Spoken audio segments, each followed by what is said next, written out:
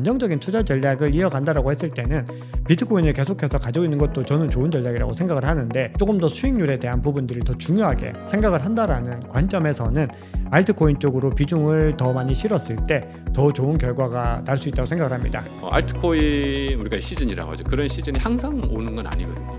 지금 시장은 알트코인의 유동성이 많이 몰리고 있는 그런 장이기 때문에 비중을 높이는 게 좋은 전략으로 보여집니다. 안녕하세요. 네, 안녕하세요. 안녕하세요. 네, 안녕하세요. 오늘은 추석 특집으로 박 작가님과 데니월드님 두 분을 모시고 하반기 암호화폐 시장의 핵심 이슈들을 깊이 있게 다뤄보려고 합니다. 오늘은 좀 스페셜하게 기존에 진행했던 인터뷰 형식이 아니라 자율 토론으로 이야기를 나눠볼까 하는데요. 두 분의 빛나는 인사이트가 모두 담길 수 있는 시간이 되면 좋겠습니다. 지금 금리 인하 발표 이후에 또 본격적으로 주목받고 있는 4분기잖아요. 과연 시장의 주도권이 어디로 향할지 한번 비트코인과 알트코인 이야기 다양하게 다뤄보도록 하겠습니다.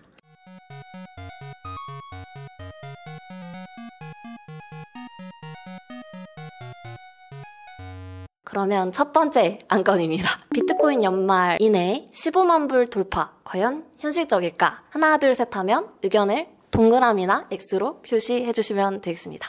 하나, 둘, 셋. 오, 두 분 다. 아, 너무 좋습니다. 시작이 저희 절대 서로 입 맞춘 거 없습니다. 네, 정말 저희 깨끗한 방송입니다. 아무것도 맞춘 게 없거든요. 그러면 먼저 박 작가님께서 그렇게 생각하시는 이유에 대해서 말씀해 주실 수 있을까요? 네, 현재 가격 기준으로 비트코인 한 30% 조금 더 상승하면은 사실 15만 달러 넘어가는 거고, 우리가 과거 패턴에서 봤을 때 원래 비트코인이나 알트코인 뭐 조금 더 변동성이 있지만 기본적으로 움직일 때는 크게 움직이기 때문에 지금 시점에서 뭔가 가격이 좀 부진하다라고 해서 뭐 실망을 하시거나 그럴 만한 시기가 아니라고 생각을 합니다. 그런데 여기에서 이제 변수는 조금 있긴 한데, 일단 유동성이 어느 정도 풀릴까, 이 부분들이 저는 좀 개인적으로 중요하다고 생각을 하는데, 우리가 자료들 한번 살펴보면은 가령 머니마켓 펀드라든지 아니면은 스테이블 코인의 시가총액도 그렇고, 그리고 글로벌 M2 통화도 그렇고 전체적으로 계속해서 신고점을 찍으면서 올라가고 있는데, 이 돈들이 아직까지는 시장이 뭔가 좀 불안하니까 안전한 곳에, 상대적으로 더 안전한 곳에 묶여있는 개념인 거고요. 이 막대한 자본들이 결국은 10월과 11월을 기점으로 해서 시장으로 유입될 가능성은 월등하게 높다라고 보고 있습니다. 그리고 그렇게 보고 있는 근거들 중에서는 금리 인하에 대한 부분들도 있고, 그리고 연준의 스탠스들도 차츰 바뀌어가는 부분들도 있지만, 결정적으로 제가 보는 또 중요한 트리거 중에 하나는 트럼프 대통령의 중간선거가 또 내년 초에 이제 시작이 된다는 거죠. 그러면은 그 기점으로 해서 뭔가 유동성을 만들어내기 위한 노력들은 어떻게든 이루어질 가능성이 높고, 결국 이 유동성이 일정 부분만 시장에 진입을 하더라도 질문하신 15만 달러는 충분히 넘을 수 있다라고 개인적으로 보고 있습니다. 저도 15만 불에 대한 돌파가 이제 현실적이라는 질문에 대해서 그렇다라고 한 이유는, 이제 아까 박 작가님이 말씀해 주신 것처럼 지금보다 한 30% 오르면 되거든요.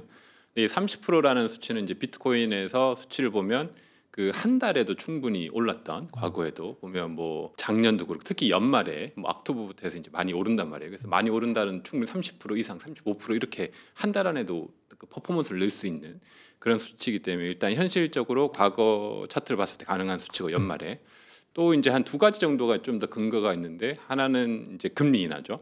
금리 인하가 이제 이번에 한번 했고, 이번 달도 이제 가능성이 높고, 그래서 한 두 번 정도 금리 인하가 더 예정돼 있단 말이에요. 올해 이제 연말에. 그게 이제 예정대로 진행이 된다면 금리 인하로 인해서 이제 유동성이 더 이제 들어오게 되죠. 그래서 유동성이 많이 들어오게 되고, 특히 최근에는 뭐 비트코인 같은 경우 이제 M2 통화량 지표 따라서 이제 가는 게 많은데, M2 통화량도 지금 선행하는 게 보면 지금 비트코인이 M2 통화량 대비해서 굉장히 좀 낮은 가격에 위치해 있어요. 그래서 결국 이제 유동성으로 봤을 때 시장에 지금 유동성이 아주 많이 퍼져 있지는 않고 좀 이렇게 좀 기다리고 있는 대기 기간이 아닌가. 그래서 그것이 이제 물론 시장 상황에 따라 바뀌긴 합니다. 뭐 금리 인하가 확률은 높지만 갑자기 또 뭐 바뀔 수도 있고 뭐 그런 가능성이 없진 않지만, 현실적인 이유에서 연말에 어떤 확률적으로 지금의 어떤 스탠스나 여러 가지 경제 상황을 봤을 때는 뭐 미국 시장도 지금 굉장히 좋고, 이런 흐름에서는 충분히 15만 불 돌파까지는 좀 현실적이다. 그래서 결론적으로 금리 인하하고 또 M2 통화량 지표, 그리고 이제 과거에 이제 비트코인 연말에 한 달에도 30% 이상씩 이렇게 퍼포먼스를 냈거든요. 그런 기준으로 봤을 때 15만 불까지는 충분히 현실적이다. 이렇게 저도 보고 있습니다. 맞습니다. 이게 현실적이다라는 얘기가 되게 중요한 것 같습니다. 예를 들어서 이게 25만 불이었다 그러면은 그때는 약간은 그래도 가능성이 없다고 생각은 하진 않지만 이걸 현실적이다라고 보긴 좀 어려울 수 있는데 15만 불이라는 수치는 정말 충분히 현실적이다라는 부분들이 중요한 것 같습니다. 좋습니다. 그러면 바로 다음 안건으로 넘어가겠습니다. 솔라나 이더리움 대체제가 될 수 있을까라는 안건입니다. 그러면 하나 둘 셋 하면 또 OX로 의견 표시해 주시면 감사하겠습니다. 하나 둘 셋. 오! 네, 수고하셨어요. 거의 일심동체시네요. 네, 이거는 좀 합리적인 답변이라고 생각을 합니다. 일단 뭐 퍼포먼스 자체는 수익률로 따지면 솔라나가 훨씬 높을 수 있어요. 그러니까 맞습니다. 이더리움하고 솔라나 뭐 투자를 했을 때 뭐 지금 기준으로 하면 솔라나가 이더 대비 좀 많이 못 올랐고 그래서 수익률로 비교하면 충분히 이제 솔라나가 이제 수익률이 훨씬 높을 수는 있는데 대체제라는 측면은 이제 솔라나가 예를 들어 지금 시가총액이 2위인 이더리움을 따라잡을 수 있을까 뭐 이런 이유죠. 그래서 솔라나가 이더리움인 2위를 제끼고 시총 2위까지 오를 수 있을까 이런 의미가 돼야 되는 건데 그거는 저는 현실적으로 좀 불가능하고 앞으로도 굉장히 어렵고 가능성이 아예 없진 않겠지만 가능성으로 따지면 뭐 한 2~3% 정도 이 정도 가능성은 있지만 좀 어렵다 이렇게 보고 있고요. 왜 그러냐면 알트코인 시장을 좀 더 깊이 있게 들어가 보면 그러니까 솔라나도 그렇고 뭐 이제 레이어 1 시장이죠. 보통 이제 인프라 시장인데 이 인프라의 어떤 기본 개념들 그리고 가치들을 다 만든 게 이제 이더리움이거든요. 이더리움이고 실제 거기 이더리움 위에서 존재했던 현재 뭐 TBL, 디파이 TBL 같은 거죠. 그 디파이에 있는 총 예치된 금액 이것도 이더리움이 월등히 많고 그리고 최근에 뭐 기관들의 움직임이나 이런 이제 뭐 RWA 자산 이런 것들도 솔라나에 올리지 않고 다 이더리움 위에 올린단 말이에요.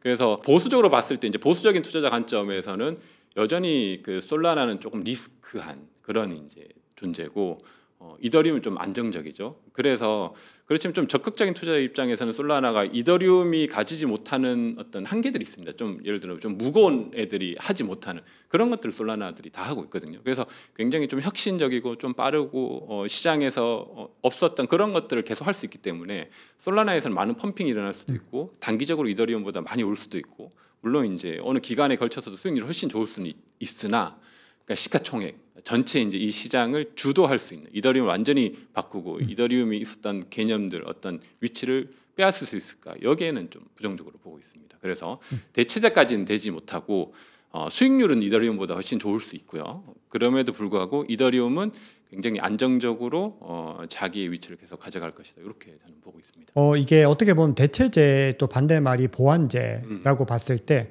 우리가 과거에는 뭐 이더리움 킬러 이더리움을 대체하고 이런 개념들을 계속해서 좀 강조해서 마치 서로가 경쟁 구도를 가진 것처럼 하나만 살아남아야 되는 그런 관점들을 좀 많이 흥미로워했었던 것 같습니다. 가령 이더리움이 비트코인을 추월할 수 있을까? 여기에 대한 그 논쟁에 대해서 지금 많은 사람들이 이더리움이 비트코인을 추월한다고 왜? 라는 질문을 하죠. 서로 완전히 다르다라는 관점들을 가져가면서 비트코인은 디지털 금으로서의 정체성이 확립이 됐고 이더리움은 디지털 금 같은 개념이 아니라 정말 사용성 측면에서 플랫폼으로서의 입지가 계속해서 증가하고 있는 것처럼 솔라나도 현재는 이더리움과 이제는 다른 입지들을 가져가고 있다고 생각을 합니다. 가령 최근에 이 아나톨리 야코벤코가 계속해서 방송에 많이 좀 출연을 해가지고 하고 있는 발언들을 살펴보면은 본인들은 탈중앙화 나스닥이다 이런 얘기들을 하고 있는데 그게 어떻게 보면은 솔라나가 이제는 이더리움과는 우리는 완전히 다른 길을 가겠어라는 것들을 좀 천명한다라고 생각을 합니다. 그 얘기는 결국은 이더리움이라고 하는 것은 금융의 혁신 중에서도 어떻게 보면은 조금 더 근본적인 가령 이 이더리움 같은 경우는 본인들을 월드 레저라고 하는데 전 세계의 어떤 경제 정보들을 우리의 블록체인이 올리겠다라고 하는 어떻게 보면 솔라나보다는 더 광범위한 조금 더 거대한 꿈을 꾸고 있다라고 생각을 했을 때 솔라나는 조금 더 사용성 측면에서 조금 더 실용적인 부분들로 진출하고 있다는 움직임들을 좀 많이 받게 됐고 그 결과로서 솔라나가 결국은 그 탈중앙화된 나스닥이라는 기체 아래서 빠른 속도를 위해서 최근에 알펜그로 업그레이드도 그렇고 원래 기능이 좋은데도 계속 더 업그레이드를 하면서 본인들의 기능을 더 고도화시키고 있다는 것은 본인들이 가고자 하는 그 방향성에서 훨씬 더 정교하고 압도적인 서비스를 내겠다. 이런 관점으로 볼 수 있다고 생각을 합니다. 그래서 우리 김동완 대표님 말씀 주셨던 것처럼 이더리움이 가고자 하는 길들은 조금 더 근본적이고 기관들을 중심으로 해서 조금 더 거대한 그림을 그리고 있다면 솔라나도 거대한 그림이긴 하지만 조금 더 서비스적인 측면에서 더 디테일하고 그리고 더 다양하고 뭐 게임이라든지 최근에 게임도 지금 올리려고 하고 있고 과거에 NFT도 굉장히 좀 물론 이더리움이 더 줄을 이루었었지만 최근에 움직임들을 보면은 그런 여러 가지 좀 어떻게 보면은 좀 메인에서 조금은 멀어 있는 그런 프로젝트들도 사실은 솔라나에서는 적극적으로 테스트가 이루어지고 있는 부분들이 아마 그런 역할이 아닐까 생각을 하고 결론적으로는 솔라나와 이더리움이 이제는 서로 간의 영역에서 확고한 위치를 가져가지만 결국은 그렇기 때문에 솔라나가 이더리움을 대체하는 것은 더 어려울 수 있겠다 이렇게 생각을 합니다. 대체제가 아닌 보완제로 본다는 새로운 시야가 열린 것 같아서 너무 좋습니다. 그럼 다음 한 건 넘어가겠습니다. 지금 1,000만 원이 주어진다면 비트코인보다 알트코인 투자 비중을 높인다. 하나, 둘, 셋. 오. 둘 나온 의견이 너무 일치하네요. 너무 똑같은데 좀 달라야 되는데. 네. 달라야지 좀 토론이 될 텐데.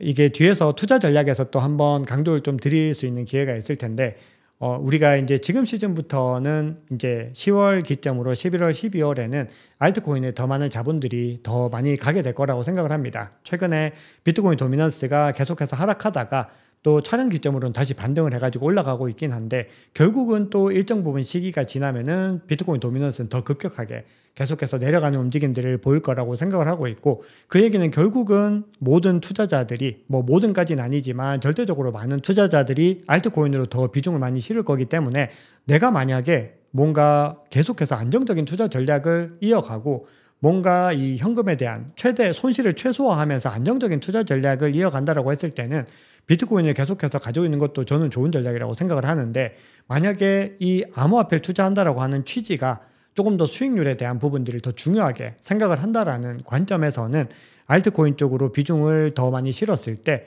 더 좋은 결과가 날 수 있다고 생각을 합니다. 그런데 여기에선 전제가 반드시 내가 아는 알트코인들 그리고 반드시 뭔가 펀더멘털이 받쳐지고 내러티브가 받쳐주는 코인들의 하나인 부분들이고 뭔가 알지 못하는 코인들을 우후죽순 사는 그런 관점들은 적용되지 않습니다. 그래서 결론적으로 말씀드리면 10월, 11월 기점으로 해서는 비트코인보다는 알트코인의 자본의 힘이 더 많이 월등하게 실릴 수 있다 이렇게 생각을 합니다. 이 알트코인 투자는 사실 비트코인 투자보다 좀 어려워요. 어려운데 지금 같은 시기는 또 어렵지는 않거든요. 그래서 지금 질문이 지금 1,000만 원이 주어진다면 그러니까 지금 1,000만 원은 비중 자체를 알트코인에 잠깐 높이는 것도 굉장히 좋은 전략이고 예를 들어 이제 뭐 상위 이제 최근에 90일 기준으로 봤을 때 비트코인의 90일간 성적은 10% 이하거든요. 근데 뭐 메이저 알트코인들은 대부분 70% 이상 넘는단 말이에요. 이더리움부터.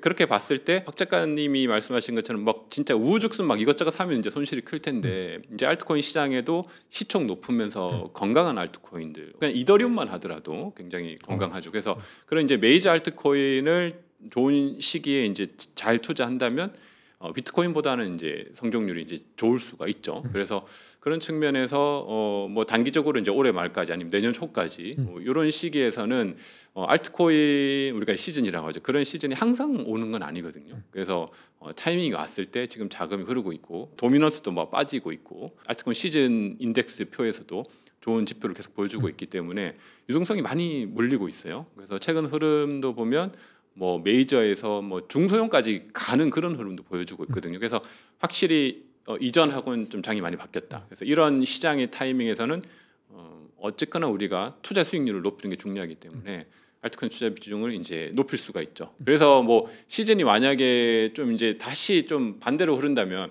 그때 또 비중을 조절하면 되니까 투자자라는 것은 항상 그 시장이 민감해야 되잖아요. 그래서 지금 시장은 알트코인의 유동성이 많이 몰리고 있는 그런 장이기 때문에 충분히 비중을 높이는 게 좋은 전략으로 보여집니다. 두 분 다 공통적으로 펀더멘탈이 좋은 건강한 알트코인에 집중을 해야 한다라고 말씀을 주셨고 또 지속적으로 유동성이 몰리고 있는 부분에 대해서 한번 짚어주셨네요. 다음 한 건입니다. 비트코인 도미넌스 하락을 하게 될 때 알트코인 전체가 다 오른다 혹은 대형주 위주로 랠리를 할 가능성이 있다.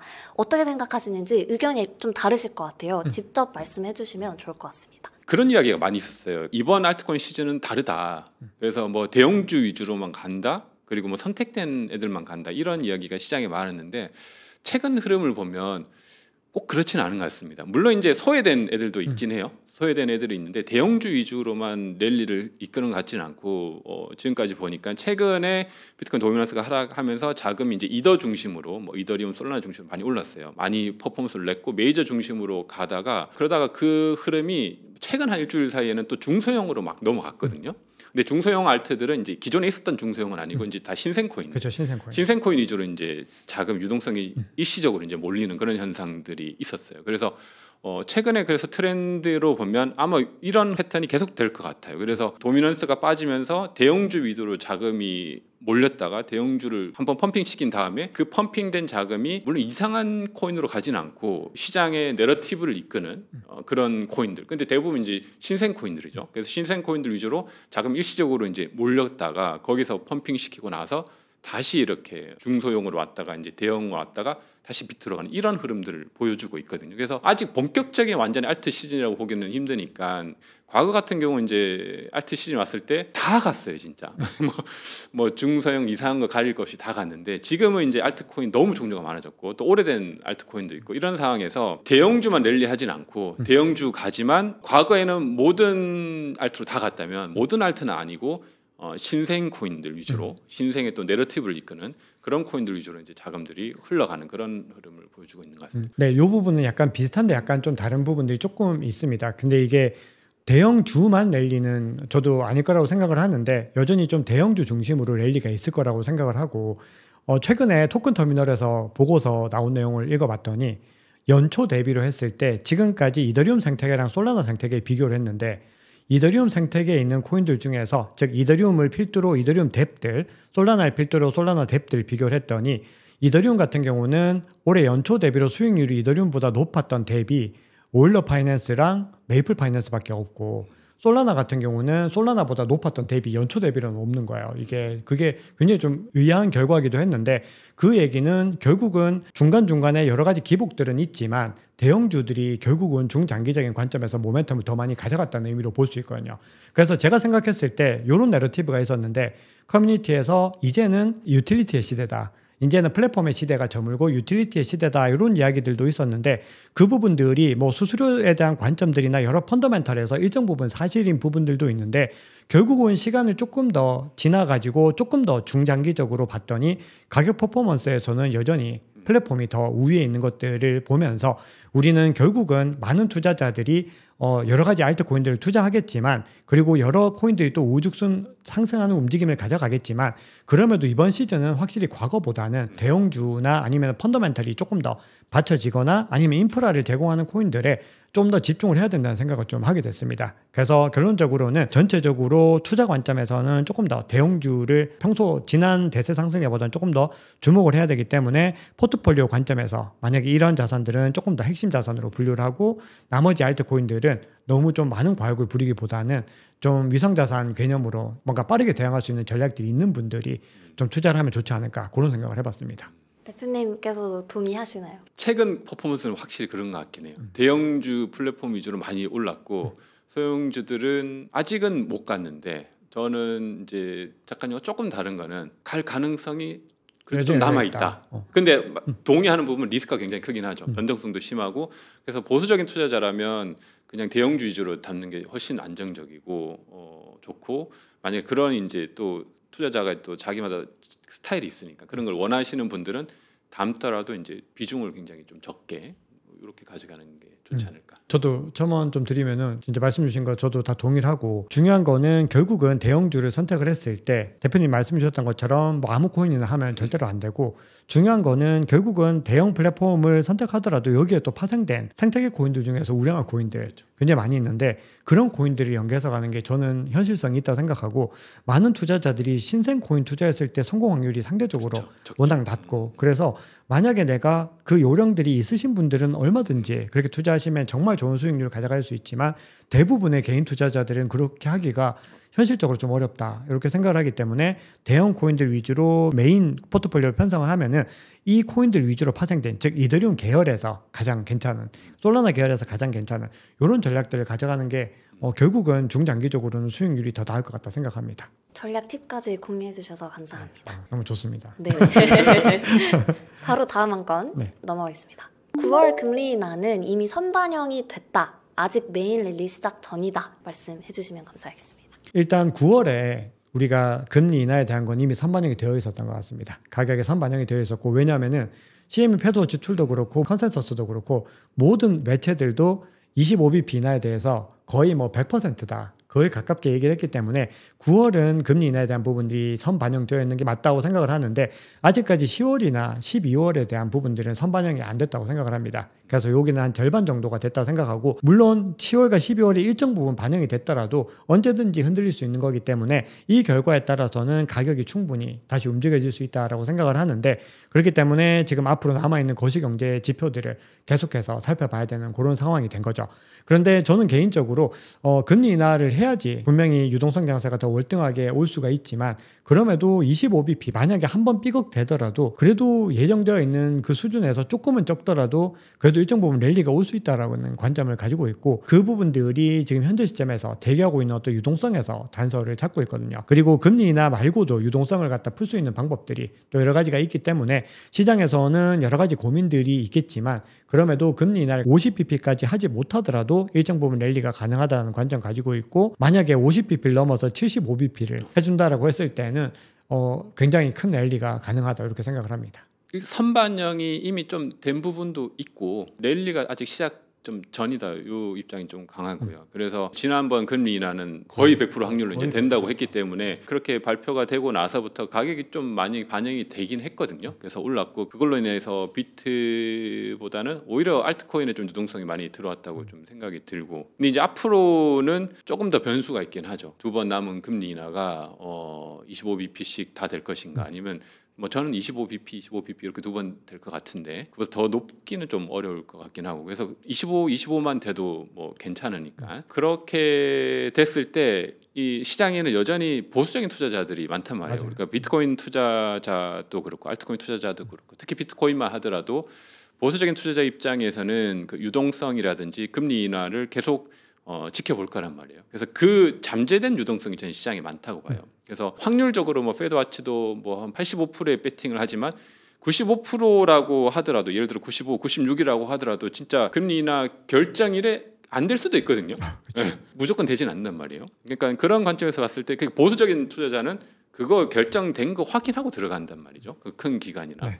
그래서 기관들도 또 스타일이 다 다르니까, 그런 관점에서 봤을 때는 아직 두 번의 결정이 남아 있기 때문에 그 유동성이 좀 남아 있다. 그래서 결정이 되고 들어오는 마지막 그 보수적인 투자자들, 그들의 이제 물량들, 그 물량이 이제 다 들어오게 되면 그때가 이제 본격적인 이제 랠리가 이제 시작된다고 보고 있고요. 그래서 어떻게 보면 지금이 좋은 시기죠. 그 어떤 가능성이 많이 남아 있기 때문에, 이 가능성이라는 건 시장에 적극적인 투자자 그리고 보수적인 투자자 다 몰려 있는 상황에서 여전히 적극적인 투자자는 좀 배팅해서 지금부터 들어가겠지만, 맞아요. 마지막에 들어오는 투자자들이 있고, 마지막 보수적인 투자자 들어왔을 때 그렇게 대규모 물량이 들어오면 이제 마지막 하이라이트 이제 그냥 일반 투자자들, 아무것도 모르는 사람들이 막 너도 나도 이제 달려드는 그런 시장이 있겠죠. 그래서 그 전까지는 우리는 좀 시간적으로 시장을 봤을 때 좀 여유가 있는 그런 상황. 그래서 확률적으로 뭐 만약에 투자에 배팅을 한다고 하면 지금이 좀 좋은 시기고, 랠리가 시작될 가능성이 좀 더 높은, 아직 시작이 안 됐잖아요. 그런 측면이 있기 때문에 저는 아직 랠리가 시작되지 좀 않았다고 보고, 그 가능성이 좀 다른 시기보다는 좀 많이 높은 시기인 것 같다. 그렇게 좀 보고 있습니다. 맞습니다. 저도 이 의견 동의하고, 선반영된 부분들은 9월달 이미 선반영 부분들이고, 10월, 11월은 아직까지 선반영 관점에서는 조금 거리를 좀 둘 필요가 있다. 그래서 메인 랠리는 아직까지 남았다라는 보는 입장은 좀 코인 투자자들은 좀 확고하게 또 그렇게 믿고 있는 부분들이 있는 것 같고, 근데 거기에 대해서 앞서 말씀 주셨던 것처럼 보수적인 투자자들은 일단 불확실성을 워낙에 싫어하는 투자자들이 있기 때문에, 그렇게 됐을 때는 그런 것들을 또 마지막까지 해소하기를 또 바라는 부분들도 있겠죠. 앞으로 남은 두 번의 금리 인하 모두 너무 기대되기 때문에 한번 같이 지켜보면 좋을 것 같습니다.